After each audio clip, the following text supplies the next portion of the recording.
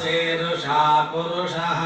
सहस्राक्षः सहस्रपात् स भूमिं विश्वतो भूत्वा अत्यधिष्ठदृशाङ्गुलम् पुरुष एवेदगं सर्वं यद्भूतं यश्च भव्यम्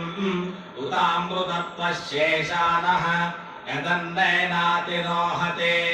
एतावानस्य महिमा अतो छायागोश्च पुरुषः पादोऽस्य विश्वाभूतानि त्रिपादस्य अमृतं दिवे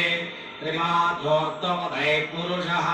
पादोऽस्येह भवात्मनः ततो विश्वन्यग्रामतो सहस्रनासने अभि तस्मात् विराट जायत विराजो अधिपुरुषः स जातो अश्चरिश्चत अस्याद्भूमिमथो पुरः यत्पुरुषेण हविषा देवा इत्यज्ञमतन्वत वसन्तोऽस्यासीराज्यम् ग्रीष्मयुग्मः शरद्धविः सप्तास्यासन् परिधयः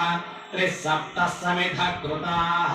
देवा इत्यज्ञम् तन्वानाः अबद्धम् पुरुषम् वसुम् तं यज्ञम् बर्हिषि प्रोक्षन् पुरुषम् जातमग्रतः तेन देवा अयजन्त साध्यार्षयस्त्रये तस्माद्यज्ञाः सर्वतः संवृतं वृषभाज्यम् वसोगुस्तागुश्चक्रे वायुव्यानो आरण्यान् ग्राम्याश्रये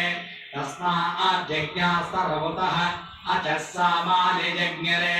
छन्दागुंसि जज्ञरे तस्मात् तस्मादजायत तस्मादस्व अजायन्त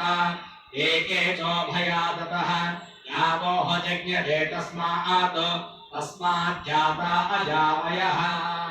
यत्पुरुषं यतदुः कथिथा व्यकल्पयन् मुखं किमस्य कौ बाहु का भूतोपादावुच्येते ब्राह्मणो अस्य मुखमासीत् बाहो राजन्यः कृतः ऊरो तदस्य यद्वैश्यः पद्यागुं शूद्रो अजायत चन्द्रमा मनसो जातः चक्षुर्सोजो अजायत मुखादिन्द्रश्चाग्निश्च प्राणाद्वायुरजायत नासीदन्तरिक्षम् श्रेष्ठो जो समवर्तत पद्भ्यां भूमिर्दिशस्तोत्रात्